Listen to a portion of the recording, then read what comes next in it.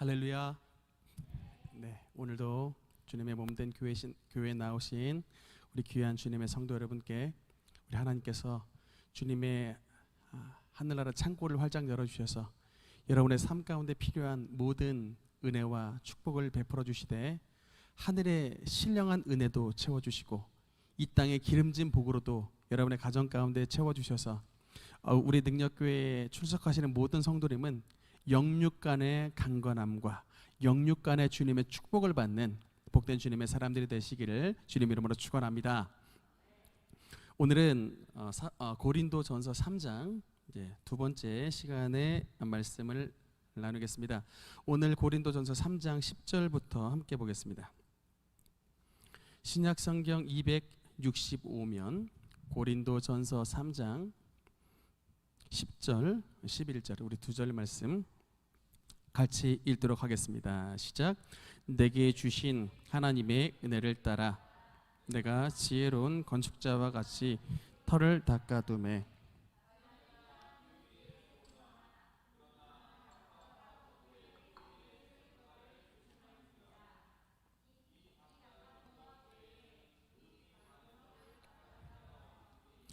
이 터는 곧 예수 그리스도시라. 아멘. 성경을 읽다 보면은 사도 바울이 자신의 사역을 여러 가지로 비유를 하는 비유법에 대해서 말씀을 하고 있습니다. 사도 바울이 대표적인 자신의 사역을 비유하는 그 비유법 중에 하나가 뭐냐면 재미있는 단어가 있어요. 자기를 뭐라고 일컫냐면 중매쟁이. 자기를 중매쟁이로 일컫습니다. 여러분 결혼하실 때 누가 중매 서주신 분 있습니까? 근데 사도 바울은 자신을 중매쟁이라고 말을 해요. 누구와 누구를 결혼시키냐면 예수 그리스도와 성도인 여러분을 결혼시키는 중매쟁이로 자기를 나타낼 때가 있었습니다. 참 재미있게 표현이 있고 또 때로는 우리 성도님들을 기르는 자기를 뭐라고 말하냐면 아버지, 아버지라고 표현할 때가 있습니다. 그리스도 안에서 1만 스승이 많되 나는 너희를 하나님의 말씀으로 직접 양육하는 아버지다라고 이렇게 표현을 하는데 오늘 이제 고린도전서 3장에는 자기를 뭐라고 표현을 하냐면 10절에 보니까 내게 주신 하나님의 은혜를 따라 내가 지혜로운 건축자와 같이 터를 닦아두매라고 말을 하죠. 그래서 오늘 여기에 말씀에서는 자기를 뭐라고 하느냐? 건축자로 표현합니다. 건축자. 특히 자기는 그냥 건축자가 아니라 하나님의 지혜를 받았기 때문에 하나님의 지혜를 받은 지혜로운 건축자다. 자기를 소개를 하고 있습니다. 그래서 이제 이 파트를 제가 오늘 조금 여러분께 설명을 좀 드리고 싶습니다. 여러분 이 건축 우리 원로 목사님 남편이셨던 정대한 장로님도 건축을 평생 하셨기 때문에 그리고 우리 능력교회는 뭐 오늘날까지 성전 건축을 3번을 했기 때문에 성전 건축을 한 번도 안 하신 목사님들은 아마 건축에 대해서 어떻게 설교를 하실지 모르겠지만 저는 성전 건축을 3번을 했기 때문에 건축을 딱 보면요 견적이 그냥 나옵니다. 저는 이게 제가 이제 워낙 물론 우리보다 훨씬 좋은 건물을 지은 교회에는 견적을 모르는데 대강 우리랑 비슷한 수준의 건물을 지은 그 교회는 제가 딱 보면 아하 이건 대강 얼마다라는 게 눈에 그냥 들어와요. 제가 교회를 처음부터 끝까지 다 지는데 현장에 있었기 때문에 제가 이 내용을 잘 아는데 여러분 건축을 보면은 크게 두 가지로 볼 수가 있습니다. 그러니까 이 첫 번째는 뭐냐면요 토목과 두 번째는 이제 건물 이 두 가지로 나눌 수가 있어요. 그러니까 이게 우리가 그냥 딱 교회가 이렇게 딱 세워진 것 같아도 이 교회를 세울 때 가장 기초 공사를 하는 게 이게 토목, 이게 기초 공사예요. 기초 공사. 그리고 이제 그 기초 위에다가 건물을 세우는 게 이제 건물 공사 이렇게 두 가지로 나눌 수가 있는데 사도 바울은 여러분 1번과 2번 가운데 자기를 어떤 공사자라고 얘기를 하고 있냐면 내 지혜로운 건축자와 같이 터를 닦아두매. 그러니까 사도 바울은 기초 공사자예요. 터 닦기. 터 터를 닦는 사람이다. 자기는 터 공사하는 토목공사쟁이다라고 얘기를 하는 겁니다. 그런데 그러면 이 사도 바울이 마련하는 이 터가 뭐를 의미하느냐면 11절에 보니까 이런 말씀이 있습니다. 11절에 이 닦아둔 것 외에 능히 다른 터를 닦아둘 자가 없으니, 그 다음에 이 터는 누구랍니까? 이 터는 곧 예수 그리스도라. 그래서 예수 그리스도라고 하는 이 터를 닦는 이 사역을 하는 역할을 했던 사람이 이제 사도 바울이었고, 자기가 이 터를 닦아두면 그 위에 이제 다른 사람들이 건물을 세우는 역할을 맡겼던 거예요. 사도 바울이 이 이제 고린도 아가야 지역에서 예수님의 터를 닦아놨더니 그 위에다가 이제 아볼로 목사님께서 그 위에다 이제 마치 건물을 세우듯이 교회를 굉장히 부흥시켰던 이게 모습이 이제 오늘 성경에 나와 있는 고린도전서의 이야기가 되겠습니다. 여러분, 이게 굉장히 중요한 의미가 있는데, 여러분 혹시 피터 와그너 목사님이라고 이름 한번 들어보셨습니까? 이 피터 와그너 목사님은 세계적인 학자인데 특히 그 어떤 부분에 이제 학자냐면 교회 성장학 교수님이세요. 풀러 신학교의 교회 성장학 교수님이셨다가 이제 너무 잘 나가시니까 이분이 또 나중엔 와그너 대학교를 세우셨는데, 어쨌든 그 풀러 신학교의 교회 성장학을 교회가 어떻게 하면 성장할 수 있는가를 좀 학문적으로 연구하시고 또 이 부분을 좀 영적인 부분과 연결을 시켰는데, 이분이 썼던 책을 읽어보니까 이제 어떤 부분을 이렇게 연구를 하셨는가 하니, 동아시아의 한국과 일본은 굉장히 가까운 나라이고 위치가 비슷한데, 한국은 기독교가 전 세계를 깜짝 놀라게 할 만큼 어마어마하게 기독교가 발전을 한 반면, 일본은 같은 거의 비슷한 위치에 있는 국가임에도 불구하고 일본의 기독교는 왕성하게 나타나지가 않았다는 겁니다. 그래서 그러면 한국의 기독교와 일본의 기독교는 어떤 차이가 있길래 이렇게 교회 성장에 있어서 차이가 있는가를 이제 이 피터 와그너 목사님이 이제 연구 조사를 했는데, 여기에 여러분 어떤 게 있냐면 이 터의 문제가 있는데, 터 뭐냐면 한국은 그러니까 일제의 36년간의 핍박과 또 3년간의 6.25 전쟁으로 말미암아 큰 변고를 겪었을 때 그동안의 대한민국에 있었던 기초, 이 파운데이션 터가 완전히 무너져 버린 거예요.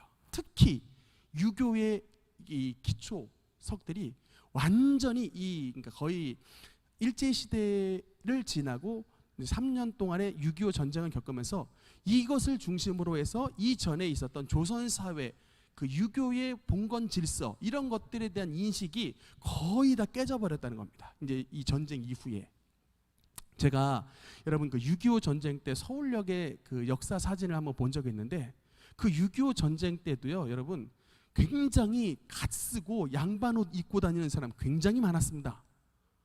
어르신들이 이게 인식이요 안 바뀌어요.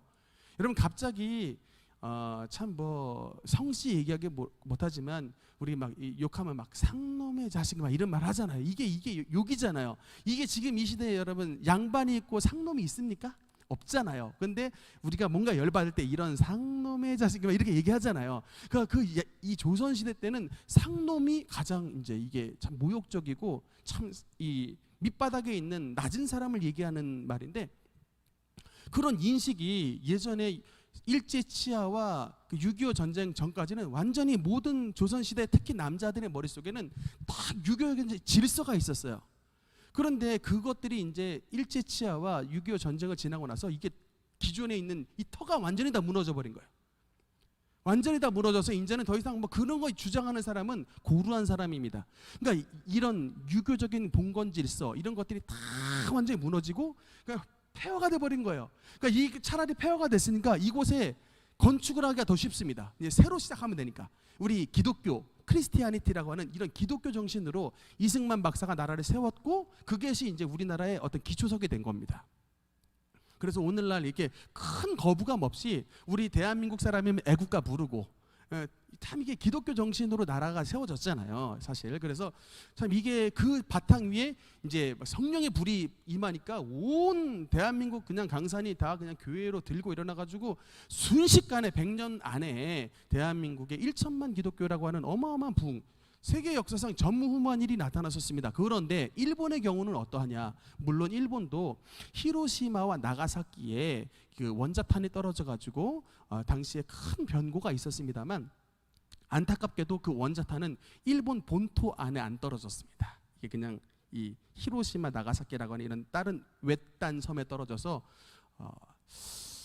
이런 말하기 못하지만 이 도쿄 그 천왕궁에 한번 떨어졌으면 어떻게 했었을까라고 하는 생각이 좀 있는데, 안타깝게도 이제 그래서 이런 외곽 변두리 지역만 이렇게 원자탄이 떨어졌고, 물론 이제 그렇게 됐지만 일본인의 이 파운데이션이 안 바뀐 거예요. 신토라고 하는 그 지금도 일본 종교, 불교와 무속 신앙이 합쳐진 건데 전 국민의 90% 이상이 지금도 그걸 믿고 있습니다. 안 바꿔요. 일본은 굉장히 전통적인 이 나라입니다. 전통을 굉장히 중시하고 안 바꿉니다. 어지간하면. 그러니까는 그 기초가 안 사라졌으니까 거기에 이 복음이 들어가도요, 얘네가 그냥 이 터 전체를 바꾸지 않고 그냥 뭐 그 예수도 그 중에 일부의 신 중에 하나로 받아들이고 맙니다. 그래서 굉장히 여러분 그 영적으로 깨어 있는 분들이 일본에 가서 복음을 전하면 이 고전을 면치 못한대요. 굉장히. 왜냐하면 그 나라 전체가 이렇게 기초가 불교, 무속신앙, 막 잡교들이 다 그냥 나라 전체에 안개 낀 것처럼 자리가 잡혀가지고 굉장히 복음 전하기 어려운데, 참 그런 면에서 봤을 때 우리 하나님께서 물론 뭐 일제치하와 6.25 3년간의 그 괴로움은 말로 다 할 수 없지만 그 이후에 이 기초석이 완전히 다 무너졌기 때문에 도리어 나라를 기독교 나라 국가로 세우는 참 좋은 환경이 됐다는 것은 긍정적으로 평가를 할 수가 있습니다. 어쨌든 그래서 여러분 우리가 뭐를 말씀을 드리고 싶냐면 여러분의 가정도 이게 지난번에 우리 한참 기도를 많이 드렸던 그 이제 가계 저주에 대한 얘기를 말씀드렸잖아요. 그래서 그거를 끊자, 대에 따른 저주를 끊자라고 하는 것은 쉽게 말하면 바로 이것입니다. 우리 영적인 기초석을 헐어버리자는 거예요. 우리 가문에 있는 이런 우리 조상들, 우리 예수님을 믿지 않았던 우리 부모님, 우리 조상들이 만들어놨던 이런 악의 영적인 기초를 헐어버리자는 얘기입니다. 악의 영적인 기초를 헐어버리고 축복의 조상 아브라함처럼 우리가 예수로 우리 집안에, 예수로 우리 가게에 새로운 보배롭고 존귀한 예수 그리스도의 터를 세우자라는 것입니다. 그러니까 여러분 대에 따른 저주가 뭐 이게 말이 조금 세기 때문에 어감이 좀 안 좋아서 거부를 가실 수 있지만 여러분 이게 그게 가장 궁극적인 목적, 가장 궁극적인 목표는 우리 선조들이 세웠던 악의 터를 무너뜨리고 예수 그리스도로 말미암아 바울이 세웠던 이 예수 그리스도의 참된 터를 우리의 가정 가운데 세우자는 게 여러분 진정한 목표인 것입니다. 그래서 이것을 이 운동을 벌이자는 것이 바로 이제 가계 저주로 끊자는 것이고, 참 그렇기 때문에 여러분 이거 하는 게 굉장히 어려운 일입니다. 여러분 우리 능력교회도요, 예전에 있었던 그 우리 교회에 있기 전에 건물이 있었는데 그 예전에 있던 건물을 부실 때 포크레인으로 5일 동안 부셨습니다. 얼마나 집을 튼튼하게 졌던지 그 포크레인 기사가 막 작업을 하면서 이 전주에는 자손 만대 살려고 이렇게 그냥 철근을 그냥 이렇게 잡아 넣는지 막 그냥 얼마나 막 볼멘 소리를 하면서 부셨나 몰라요. 어지간하면 그냥 쉽게 부서지는데 이 포크레인으로 5일 동안 때려 부셔도 잘 안 부서질 정도로 굉장히 셌습니다. 여러분 집 하나 허무는 것도 이렇게 힘든데 이 나라를 새롭게 한다는 것이 여러분 얼마나 어려운 일이겠습니까? 그래서 정말 여러분 우리가 우리의 가정, 우리의 나라를 잘 보존하고 특히 여러분의 가정이 더욱더 주님의 은혜로 새로워지기 위해서는 여러분이 하나님 앞에서 더욱더 성령의 충만함을 받아 이런 능력을 힘입어 악의 터전을 무너뜨리는 그런 가정들이 될 때에 여러분의 가정 가운데 놀라운 주님의 은혜와 축복이 임하실 줄 믿습니다. 이제 이렇게 자기가 바울은 터 작업을 하는 기초 토목공사하는 작업자다라고 얘기를 했고, 그 다음에 12절부터 보면 이제 건물에 대해서 말씀을 합니다. 우리 12절 13절 두 절 한번 읽어보겠습니다. 시작. 만일 누구든지 금이나 은이나 보석이나 나무나 풀이나 지프로 이 터 위에 세우면 각 사람의 공적이 나타날 터인데 그날이 공적을 밝히리니 이는 불로 나타내고 시험할 것임이라. 아멘. 그래서 12절에 보니까 맨 마지막에 보면 이 터 위에 세우면 이렇게 돼 있죠. 건물을 세운다. 이제 건축에 대한 얘기, 건물에 대한 얘기를 합니다. 그런데 오늘 그 12절에 보니까 건물의 재료가 나옵니다. 건물을 짓는 재료가 나오나요? 재료가 나오는데 어떤 재료가 있습니까? 금이 있고요. 또 뭐가 있어요? 은, 또 뭐가 있습니까? 보석, 또 나무, 또 집, 또 뭡니까? 풀, 이렇게 돼 있죠. 이게 바울이 얘기했던 이제 건물을 짓는 건축 재료에 대해서 말씀을 하는데, 이런 건축 재료를 이제 가지고 이것을 세운다. 그러니까 어떤 집은 금으로 세운 집이 있고, 어떤 집은 은으로 세운 집, 보석으로 세운 집, 또 어떤 집은 나무, 집, 풀로 세운 집들이 다 있다라는 것입니다. 근데 이 집을 이제 13절에 보니까 평가를 하신대요. 이 집을 평가를 하는데 무엇을 가지고 시험을 하느냐. 시험의 도구가 13절에 나옵니다. 뭘로 시험합니까? 불로써 시험한다. 불, 이게 바로 시험의 도구입니다. 불로써 이것을 딱 불을 가지고 그 위에 이제 시험을 할 때 14절부터 보면요. 만일 누구든지 그 위에 세운 공적이 그대로 있으면 상을 받고 누구든지 그 공적이 불타면 해를 받으리니 그러나 자신은 구원을 받을 때 불 가운데서 받은 것 같으리라 라고 말씀이 나와 있습니다. 그래서 여러분, 이 나와 있는 재료를 두 가지로 평가를 해볼 수가 있습니다. 금과 은과 보석, 이거는 어떤 재료로 볼 수 있죠? 이거는 좋은 재료, 좋은 재료로 볼 수가 있습니다. 또 반대로 나무와 집과 풀은 어떤 재료? 나쁜 재료. 그러니까 여러분, 우리가 평생에 살아갈 때 저와 여러분도 하나님 앞에 다 집을 짓는 자입니다. 예수님도 우리에게 반석 위에 세운 집 같을 것이요, 또 누구는 모래 위에 세운 집 같을 것이요라고 말하죠. 그러니까 여러분, 우리도 교회만 짓고 이게 주택만 져야 건축자가 아니라, 여러분 일평생의 우리의 삶이 하나님께서는 우리를 집을 짓는 자로 여기세요. 그래서 우리가 살아갈 동안 하나님 앞에 바르게 살면 바른 집을 짓게 되는 것이고, 일평생 살아갈 동안 하나님 앞에 죄 짓고 남들한테 욕먹고 그냥 손가락질 받고 살면 그게 하나님 앞에 그냥 나쁘게 집을 짓는 겁니다. 그런데 좋은 집을 짓느냐 나쁜 집을 짓느냐에 굉장히 중요한 건 뭐냐면, 재료가 좋은 재료를 사용하느냐 나쁜 재료를 사용하느냐의 문제예요.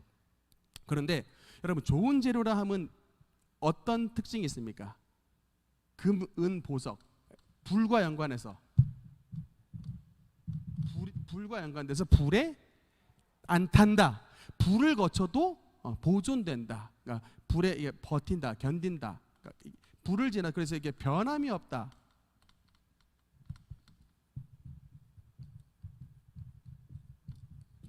불이 지나가도 그 건축이 그대로 있어요. 변함이 없는 거. 이게 바로 좋은 재료입니다. 그러나 나쁜 재료의 특징은 뭐예요? 불이 지나고 나면 사라져요. 그러니까 존재가 사라져 버립니다. 나무, 집, 풀 같은 거는 아예 존재가 없어져 버립니다. 그래서 여러분, 하나님 앞에서 우리가 좋은 믿음으로 인정을 받는다고 하는 것은 뭐냐면, 여러분, 불은 뭐를 상징하죠? 연단을 상징합니다. 그러니까 하나님 앞에 불같은 시험이라고 그 말씀이 나오는데, 어려움과 고난을 겪을 때 그 신앙의 흔적이 그대로 있는 사람은 하나님 앞에 우리의 신앙이 좋은 신앙으로 인정을 받습니다. 반대로 하나님 앞에 시험과 고난을 받았을 때 마치 그냥 불 가운데 있는 초가집처럼 그 존재가 확 사라져버리는 사람, 그런 사람들은 하나님 앞에서 신앙이 없는 것으로 인정받는 거예요, 여러분. 그래서 여러분 모습을 보면 됩니다. 내가 고난을 딱 겪고 나서 뒤를 돌아봤더니 고난을 겪어도, 예를 들면 병이 걸려도, 예를 들면 뭐 부도가 났어도, 예를 들면 뭔가 이 가정의 어려움을 겪었어도 여전히 주님 앞에 나와 붙잡고 여전히 주님 앞에 예배를 드리면 그 성도의 신앙은 뭐예요? 금, 은, 보석입니다. 하나님께서 좋은 건축물이다라고 인정을 해주세요. 그런데 조금 아프고 조금 사업 어려워지고 조금 가정이 힘들어지면 나왔던 발걸음이 없어지고 나 예수 믿었는데 고난 받는 거 보니까 예수 안 믿는다고 이래버리면 하나님께서 그 건축물을 뭐로 인정하시는 거예요? 나쁜 건축물이다, 나쁜 재료다. 신앙을 인정을 안 해주시는 겁니다. 그래서 여러분, 하나님은 우리를 분명히 테스트를 하신다. 저와 여러분을 반드시 시험하십니다. 마지막 때, 이건 여러분 그냥 고린도 교회 얘기만 아니라 마지막에 우리가 주님 앞에 섰을 때 저와 여러분이 만들었던 집을 주님께서 다 불로 연단하신다고요. 불로 한번 시험하신다고요. 얘가 서충훈이 평생 동안 만들었던 집이 과연 금집이냐, 은집이냐, 보석집이냐, 아니면 뭐 지푸라기 집이냐, 풀집이냐, 하나님께서 불을 대신다고요. 그래서 그게 그대로 딱 그냥 반짝반짝하게 그대로 있으면 아이고 서충훈 목사 하나님 평생 지상에서 살 때 좋은 집을 졌구나 라고 칭찬받는데 홀라당 사라져 버렸어요. 집이 없어졌어. 그럼 이거예요. 고작 풀떼기 집 만들려고 너 평생 목회했느냐? 하나님 앞에 이게 꾸지람 듣는 거예요. 여러분, 그래서 근데 감사하게도 15절에 보니까 이런 말씀이 있네요. 누구든지 그 공적에 불타면 해를 받으리니 그러나 자신은 구원을 받되 불 가운데서 받는 것 같으리라. 불 가운데서 받는 것 같으리라. 그러니까 불타버리면 구원을 못 받는다는 아니라는 거죠. 그러니까 여러분, 그래도 우리에게 조금 희망을 주시는 말씀이 바로 이겁니다. 불 가운데서 받는 것 같으리라. 성경에 보면 상급이 나와 있어요.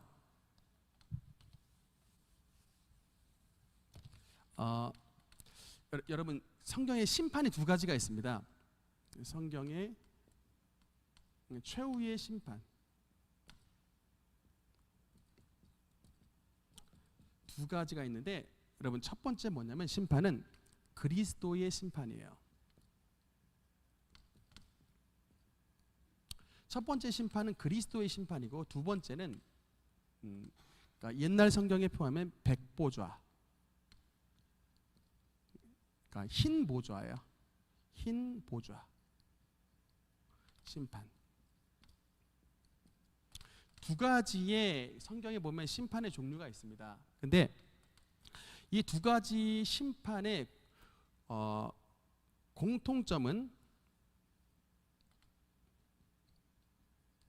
두 가지 심판의 공통점은 심판하시는 심판주가 누구시다. 공통점은 심판주가 예수님, 예수 그리스도 라고 하는 공통점이 있습니다. 그러나 차이점, 그리스도의 심판과 백보좌 심판의 결정적인 차이는 뭐냐면, 그리스도의 심판은 성도의 심판입니다. 신자. 그러나 백보좌 심판은 누구의 심판이냐면 불신자의 심판입니다. 불신자를 대상으로 하는 심판. 그러면 여러분, 아까 제가 말씀드렸던 그 금, 은, 보석 또는 나무, 풀, 집, 이런 재료를 가지고 심판하는 그 심판은 그리스도의 심판일까요? 흰 보좌 심판일까요?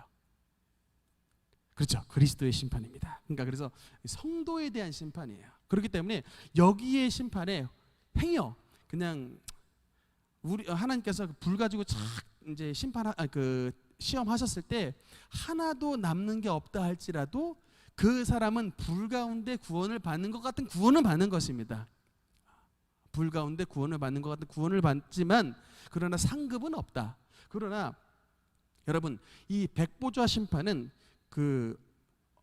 성도를 심판하는 심판이 아니고 예수님을 믿지 않았던 자들에 대한 심판이기 때문에, 예를 들면 히틀러 또는 뭐 김일성, 김정일 뭐 이런 게 이제 죽어도 예수님을 안 믿고 또는 예수님을 믿었던 사람들이 핍박했던 뭐 네로 이런 사람들이 받을 심판은 이제 이런 백보좌 심판인데, 감사한 건 여러분, 우리 마지막에 신자가 여기에 백보좌 심판에 예수님께서 심판하실 때 저와 여러분도 여기에 주님의 심판의 보좌에 함께 들어가는 은혜를 누립니다. 그러니까 여기에 참여했던 사람은 나중에 여기에 들어가는 거예요. 그러니까 예수님만 심판하시는 게 아니라 저와 여러분, 예수님을 믿었던 저와 여러분도 그 불신자를 심판하는 그 심판의 주님의 보좌에 참여하게 되는 은혜를 누리게 되는 것입니다. 그러니까 이 땅 가운데서 여러분, 재판장 판사 못했다고 조금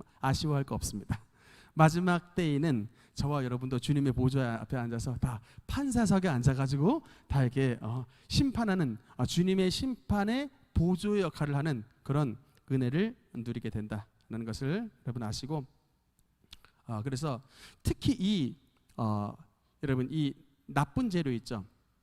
아까 나무, 뭐 집, 풀 이런 나무 이런 것들은 어떤 것을 상징하냐면, 물론 우리가 주님 앞에서 신앙생활 잘못했던 것도 상징을 하지만 하나님 절대주의를 가르치지 않는 여러분 인본주의, 또 자유주의, 또 신신학, 또 요새 뭐 이렇게 사회주의랑 합친 짬뽕 기독교, 이런 것들이 다 나무, 집, 풀과 같은 나쁜 재료들입니다.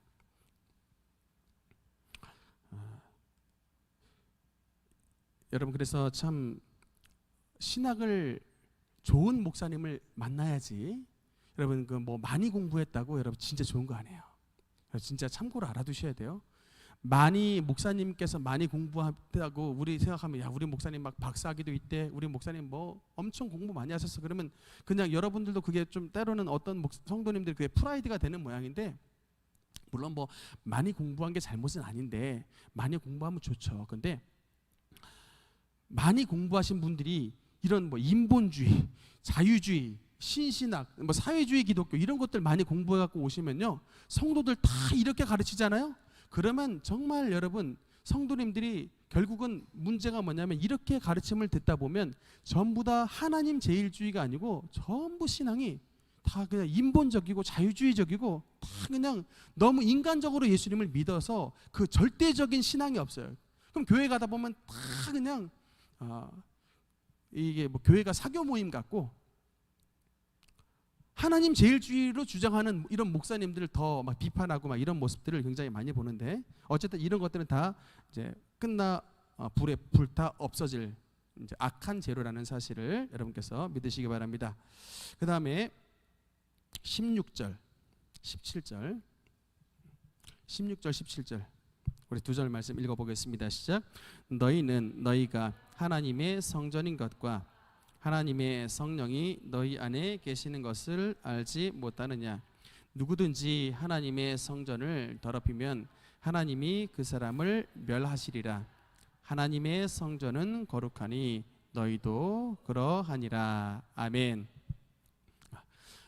여러분 오늘 그 고린도전서 3장 16절에서 저와 여러분을 하나님께서 어떤 존재라고 말씀을 하시느냐. 저와 여러분은 하나님의 성전이라고 말씀합니다. 따라합시다. 하나님의 성전. 하나님의 성전.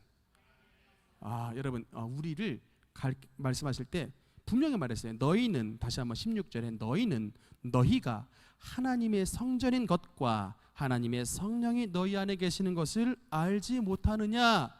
알아라 라고 얘기하는 겁니다. 너희는 하나님의 성전이다. 너희 속에는 하나님의 성령이 계시다 라고 바울이 힘주어 말하고 있는 것입니다. 참 우리가 그 신앙생활 하면서도 이런 인식을 안 가지고 살아요. 여러분이 얼마나 보배로운 존재인지 모릅니다. 여러분 제가 지난번에 한번 말씀드렸죠. 그 링컨이 노예 해방 선언을 해가지고 그 당시에 수많은 흑인 노예들이 노예에서 벗어나 자유인이 됐는데, 문제는 링컨이 노예 해방 선언을 한 이후에도 농장에서 수많은 흑인 노예들이 노예 생활하다가 죽었던 사람이 많습니다.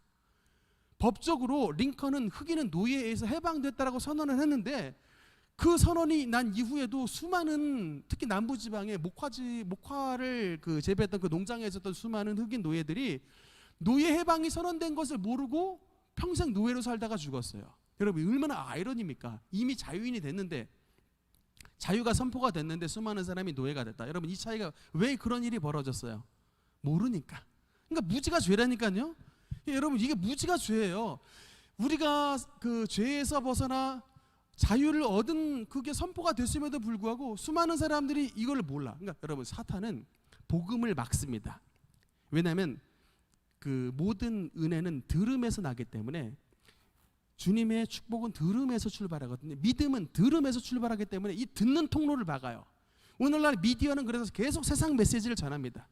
오늘 교회 못 가게 만들죠. 세상의 이게 원리들이. 왜 그러냐면 교회에 와서 들으면, 설교를 듣고 복음을 들으면 우리가 보통 존재인 것이 아니고 정말 보배로운 존재인 것을 깨닫는데, 문제는 사단이 그 귀를 막아버리니까 우리가 얼마나 복음으로 말미암아 귀하고 소중한 존재가 된 것을 모르게 만들어요. 그러니까는 세상 사람들이 우울하고 심하면 자살을 하는 겁니다. 하나님의 성전이, 여러분 하나님의 성전이 아파트에서 떨어지는 게 말이 되냐고요. 하나님의 성전이 그냥 목에 줄을 매는 게 말이 되냐고요. 말이 안 되는 현상이 일어나지만 그 사람은 하나님의 성전인 것을 모르는 거예요. 그러니까 예수님을 믿는데도 하나님의 성전인 것을 모르니까 그냥 쉽게 삶을 포기해버리고 맙니다. 그러니까 여러분 그래서 우리가 이 말세 때는 얼마나 우리가 스스로를 하나님의 복음으로 무장할 수 있느냐의 여러분 이 싸움인 거예요. 내가 얼마나 끝까지 주님의 우리 주신 이 본질을 붙잡을 수가 있느냐. 우리는 그래서 특히 하나님의 본질은 저와 여러분을 하나님의 성전이라고 말씀을 하고 있는 것입니다. 그래서 잠깐 성전에 대해서 보면요.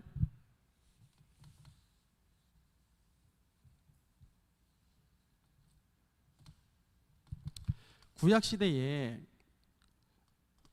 성막을 잠깐 보겠습니다. 구약 시대 성막은 크게 세 부분으로 나눠져 있습니다. 성막 맨 바깥쪽에 성막 뜰이 있고요. 그 다음에 성막 뜰을 지나 문 안쪽으로 들어오면 안에 성소가 있습니다. 그 다음에 그 성소 안으로 들어가면 지성소가 있습니다. 이렇게 세 부분으로 나눠질 수 있는데, 하나님께서는 그러니까 성전의 원형했던 성막, 이게 성전의 원형인데, 우리 인간도 사람도 하나님께서 성전이라고 말씀을 했죠. 이 똑같이 세 가지로 이렇게 나눠서 볼 수 있습니다. 성막들에 해당되는 건 뭐냐면 사람의 몸입니다. 몸. 그 다음에 성소에 해당되는 건 뭘까요? 이거는 혼입니다. 그 다음에 지성소에 해당되는 건 영입니다. 이렇게.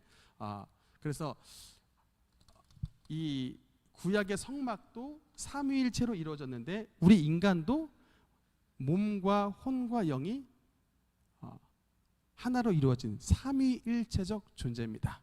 참 삼위일체를 이해할 때 어떻게 셋이 하나가 될 수 있을까 싶지만, 여러분 쉽게 이해하면 우리 사람을 보면 돼요. 우리 사람도 껍데기 육체가 있고 저와 여러분의 인격이 담긴 혼이 있고 우리의 하나님을 모시는 영이 있는데, 이게 뭐 몸과 혼과 영이 막 따로따로 움직이는 게 아니라 이 몸과 혼과 영이 하나를 이루고 있잖아요. 서충훈이라고 하는 하나를 딱 이루고 있습니다. 서충훈의 몸과 서충훈의 혼과 영이 따로따로 노는 게 아니라 딱 하나를 이루고 있잖아요. 온전한 하나. 여러분 그 삼위일체도 성부 하나님과 성자 하나님과 성령 하나님이 뭐 따로따로 그냥 따로 플레이를 하신 것이 아니라 이분이 하나, 트리니티잖아요. 쓰리 유니티. 그래서 하나를 이루고 계신 삼위일체. 여러분 이 지혜가 우리의 인간을 통해서도 그런 지혜의 계시가 나타나는데, 그래서 여러분 혼은 제가 지난번에 잠깐 말씀드렸습니다만 몸은 뭐를 담는 그릇이냐면 세상을 담는 그릇입니다. 몸을 통해 세상을 담아요. 우리가 눈을 통해 세상을 보고요. 입을 통해 세상의 맛을 봅니다. 촉감을 통해서 세상을 느끼는 거예요. 귀를 통해 세상의 소리를 담습니다. 코를 통해 세상의 냄새를 맡는 거예요. 이런 오감을 통해서 세상을 담는 그릇입니다. 우리의 육체는 세상을 담는 그릇이에요. 근데 그러면 반대로 혼은 뭡니까? 나를 자아를 담는 그릇이에요. 나의 지성과 나의 감정과 나의 의지가 혼에 담겨져 있어요. 그래서 내가 하고 싶다, 내가 하기 싫다, 내가 뭔가 좋아한다, 내가 뭔가를 공부한다, 이런 지식 또는 기분 나쁘다, 싫다라고 하는 감정, 또는 내가 가고 싶다, 가기 싫다라고 하는 의지, 이게 인격이 나의 혼에 담겨 있는 것입니다. 그런데 가장 깊은 곳, 즉 그 성막 안에 가장 깊은 곳에 지성소가 있는 것처럼 우리 인간에도 가장 깊은 곳에 우리의 영이 있습니다. 영은 누구를 담는 그릇이냐면 하나님을 담는 그릇이에요. 하나님을 담는 그릇입니다. 그런데 여러분 이걸 잘 아셔야 돼요. 하나님을 담는 그릇이 영인데, 여러분 세상 사람 대부분의 사람들은 태어날 때 이 영이 죽어서 태어납니다. 영이 죽어서 태어난다. 여러분 이게 무슨 말이냐면 성경을 여러분 자세히 보면요, 아담이 선악과를 먹었을 때 하나님께서 그 선악과를 먹기 전 아담에게 경고를 하셨던 말씀이 있습니다. 내가 선악과를 먹는 날에는, 다시 한번, 내가 선악과를 먹는 날에는 내가 반드시 죽으리라 라고 말씀이 되어 있습니다. 딱 선악과를 먹는 그 날에는 반드시 죽으리라. 그런데 여러분 아담이 선악과를 먹었던 날 아담은 죽었습니까? 아담이 죽지 않았죠. 그런데 아담은 그날에 죽었습니다. 아담의 뭐가 죽었을까요? 아담의 영이 죽은 거예요. 그러니까 하나님을 담는 그릇이 닫혀버린 겁니다. 하나님을 담는 그릇이 깨져버린 거예요. 하나님을 담는 그릇이 막혀버린 것입니다. 육은 죽지 않고 930살까지 살았죠. 그런데 그 날에 죽었던 건 영이 죽었던 거예요. 그러니까 아담의 후손으로 태어난 모든 사람들은 우리는 태어날 때 영이 죽어서 태어납니다. 그래서 예수님은 한 번 태어나서는 구원받을 수 없고 너희가 거듭나야만, 물과 성령으로 거듭나야만 하나님 나라에 들어갈 수 있다라고 말씀한 겁니다. 그건 거듭났다라는 얘기는 우리의 영을 담는 그릇인, 하나님을 담는 그릇인 이 영이 되살아나는 것입니다. 이게 전문 용어로 말하면 중생이라는 단어입니다. 거듭남, born again. 이게 여러분 중생. 우리 여기 앉아 계신 성도님은 다 중생한 성도님을 믿습니다. 우리 성령 받았으니까 다 중생했잖아요. 그러니까 성령을 받았다라고 하는 것은 여러분 중생했다는 뜻이고, 그 성령 받았다는 게 오늘 고린도전서 3장 17절 16절의 표현에 의하면 뭐예요? 우리가 영적으로 하나님의 성전이 됐다라는 것입니다. 그냥 여러분 우리가 성령 받은 게 그냥 뭐 방언기도 하나는 그냥 뭐 방언기도 하나 하는 정도로 끝나는 게 아니라, 저와 여러분이 성령을 받았다라고 하는 것은 우리의 본질이 뭐로 변했다는 거예요? 우리의 본질이 주님의 성전이 됐다는 얘기입니다. 하나님의 성막, 주님의 성전처럼 하나님의 임재가 나타나는 거룩한 장소가 됐다라는 거예요. 여러분 얼마나 귀합니까? 여러분 우리가 하나님의 성령 못 받았으면 우리 구약시대 같으면 어떻게 해야 돼요? 유월절 되면 비행기 타야 돼요. 저 이스라엘 가야 돼. 77절 되면 비행기 타야 돼요. 저 이스라엘 가야 돼요. 가서 하나님 뵈야죠. 초막절 되면은 비행기 다 타고 그 예루살렘 가서, 우리도 가서 그냥 이방인의 뜰 가가지고 거기서 우리도 예배 드려야겠죠. 그러나 우리 지금 이 시대는 저와 여러분 뭐 예루살렘 갈 필요가 없어요. 왜요? 지금 우리가 하나님의 성전이니까, 우리 속에 하나님의 성령이 거하시니까. 여러분 하나님의 성령이 거한 사람들의 모임이 여러분 또 교회인 것입니다. 그리고 교회요 주님의 성전인 거예요. 얼마나 귀합니까? 이 은혜가 뭐로 말미암았다? 예수 그리스도를 믿는 믿음으로 말미암아 하나님의 성령이 우리 속에 들어오시니까 우리에게 이런 은혜와 축복을 베풀어 주신 것입니다. 그래서 여러분 성령 받은 것을 여러분 진짜 일생일대에 프라이드로 여기셔야 돼요. 타워팰리스에 살아? 나 타워팰리스 벤츠 몰아? 뭐 가방 좋은 거 뭡니까? 뭐 버버리입니까? 뭐 버버리 가방 들어? 뭐 그러면 막 뭔지 모르게 힘이 막 솟아나고 뭐 그런 거 못 들면은 좀 왠지 자존감이 낮아지는 사람들이 있다고 하는데 그게 아니고 여러분 가장 프라이드가 있는 질문 성령 받았어? 여러분 성령 받았어요. 이게 진짜 가장 프라이드가 있는 질문. 나 성령 받았네. 자, 성령 받았네. 성령 받았느냐? 이 질문 받았다 그러면 우리는 하나님의 성전이 되는 거예요, 여러분. 뭐 아무리 뭐 좋은 집 살아도 성령 못 받으면 그 사람은 영적으로 이 성전이 아닌 거예요. 그러면 이게 하나님이 거하시는 처소가 아니라고. 여러분, 우리는 주님 안에서 좀 이런 프라이드를 갖는 성도름 되시길 바랍니다. 그래서 근데 여러분 이 성령을 받았을 때 굉장히 준엄한 경고의 말씀이 있어요. 17절에 보니까 우리 이제 성령 받은 사람이 어떻게 살아야 되냐. 17절에 누구든지 여기 한번 같이 읽겠습니다. 시작. 누구든지 하나님의 성전을 더럽히면 하나님이 그 사람을 멸하시리라. 하나님의 성전은 거룩하니 너희도 그러하니라. 아멘. 성령 받은 사람은 책임을 져야 됩니다. 여러분 구약시대 나답과 아비후가 하나님의 성전을 다른 불로 더럽혔다가 그 자리에서 죽었습니다. 아무리 아론의 아들이어도 하나님께서 애누리 없이 그를 보내셨습니다. 이게 경고장이에요. 아론의 아들 대제사장의 아들도 이렇게 했는데 하물며 너희일까 보냐 라고 말씀하신 것입니다. 우리가 하나님의 성령을 받은 성전이라면 주님께서 분명히 말씀합니다. 너희가 하나님의 성전이기 때문에 하나님의 성전을 더럽히면 하나님이 그 사람을 멸해버리신다라고 얘기했습니다. 그러니까 굉장히 준엄한 말씀이에요. 그렇기 때문에 여러분 성령 받은 저와 여러분은 이제는 세상과 싸워야 되는 거예요.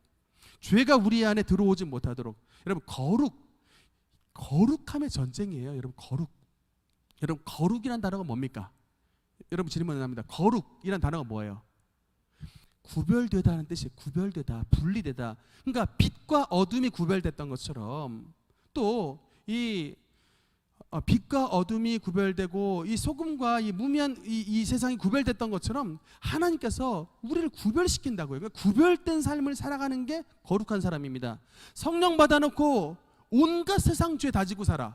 여러분 그 사람은 하나님께서 굉장히 그 사람을 이게 성경에 말씀하시는 그 사람을 멸해버리신다라고 하는 그 위험에 굉장히 가까이 있는 사람입니다. 그래서 베드로서에는 말씀하기를 차라리 은혜 받고서 타락할 바에는 아예 은혜 받지 않고 그대로 사는 게 더 낫다라고 말해요. 돼지가 더러운데 도로 들어가고 개가 그 토한 것을 먹은 것 같다라고 말할 정도로 주님께서는 성령 받았다가 도로 죄로 들어간 사람을 뭐로 취급한다는 얘기예요? 개, 돼지. 여러분 참 무서운 말씀입니다. 우린 이런 단어를 굉장히 모욕적으로 여기죠. 누군가 우리를 개라고 얘기하고 누군가 우리를 돼지라고 얘기하면 굉장히 모욕적으로 말하지만 하나님이 그렇게 말씀하세요. 누구에게? 성령 받았다가 도로 세상에 타락해버린 사람들, 그런 사람들은 개, 돼지라고 말합니다. 베드로서에 분명히 기록이 되어 있어요. 개, 돼지라고 얘기합니다. 물론 우리는 그렇게 말해서는 안 되지만 여러분 그러니까 하나님 앞에 성령 받았다가 세상으로 돌아가면 주님 앞에 개, 돼지가 되는 거예요. 그러니까 그만큼 우리에게 주신 이 성령을 우리가 소중히 보존하고 성령을 충만하게 우리가 유지하는 게 우리의 성도된 자의 살아가는 여러분 주님께서 주신 우리의 사명인 것을 믿으시기 바랍니다. 이제 마지막 말씀드리겠습니다. 마지막 18절 말씀 18절에서부터 20절까지 보겠습니다. 18절에서 20절 읽겠습니다. 시작. 아무도 자신을 속이지 말라. 너희 중에 누구든지 이 세상에서 지혜 있는 줄로 생각하거든 어리석은 자가 되라. 그리하여야 지혜로운 자가 되리라. 이 세상 지혜는 하나님께 어리석은 것이니 기록된 바 하나님은 지혜 있는 자들로 하여금 또 주께서 지혜 있는 자들의 생각을 헛것으로 아신다 하였느니라. 아멘. 마지막 오늘 그 고린도전서 3장 마지막 파트는 세상의 지혜를 추구하는 자가 아니라 하나님의 지혜를 추구하는 자가 되라라고 권면하고 있습니다. 그래서 세상에 예수님을 믿는 사람 가운데서도 하나님의 지혜를 추구하지 않고 세상적인 지혜를 추구하는 자를 하나님께서는 뭐라고 하냐면 그렇게 사는 사람을 자신을 18절에 자신을 속이는 사람이라고 합니다. 그렇게 사는 사람을 뭐라고 말한다고요? 자기 자신을 속이는 사람이라 그래요. 왜냐하면 여러분, 우리가 하나님의 성령을 받은 것이 세상 공부해서 성령을 받았느냐? 아니죠.